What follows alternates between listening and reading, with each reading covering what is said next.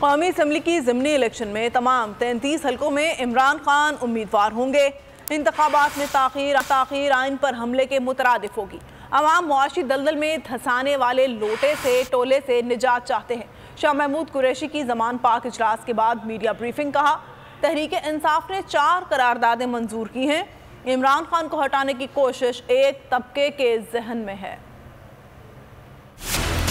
हमारे उम्मीदवार पाकिस्तान तहरीक इंसाफ के चेयरमैन इमरान खान साहब होंगे। ये जो टोला है जिसने पाकिस्तान को आज इस माशी दलदल में फंस दिया है, उससे नजात चाहती है। इमरान खान साहब को हटाने की कोशिश और ख्वाहिश एक तबके के जहन में मौजूद है। 16 मार्च को जिस दिन इंतखाबात का इनकाद होना है, वो एक वाज़ेह पैगाम देगी कि कौम इमरान खान की क़यादत पर भरपूर एतमाद करती है। इंतखाबात के इनकाद में किसी भी जवाज की आड़ में आइन पर हमले के मुतरादिफ होगा, जो आर्टिकल 6 के तहत कार्रवाई की जद में आएगा। आईनी तकाजा है कि 90 दिन के अंदर जो तहलील असेंबलियां हैं, उनके इंतखाबात करवाए जाएं। उनसे इनहराफ किया जा रहा है।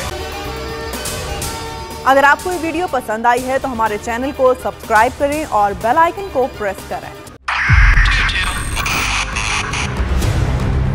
2022 बहुत सारे तोहफे भी देखे गया पाकिस्तान की आवाम को। पाकिस्तान की आवाम को एक तोहफा ये दिया कि आवाम को पता चल गया कि पाकिस्तान का मीडिया क्या है। साल 2022 में सबसे ज्यादा देखे जाने वाला चैनल बोल न्यूज रहा नंबर 1। हमने बहुत सारे शोज और ट्रांसमिशंस की। पूरा साल मुसलसल जदोजहद में निकल गया कि ये वोट ऑफ कॉन्फिडेंस के पीछे कौन लोग थे।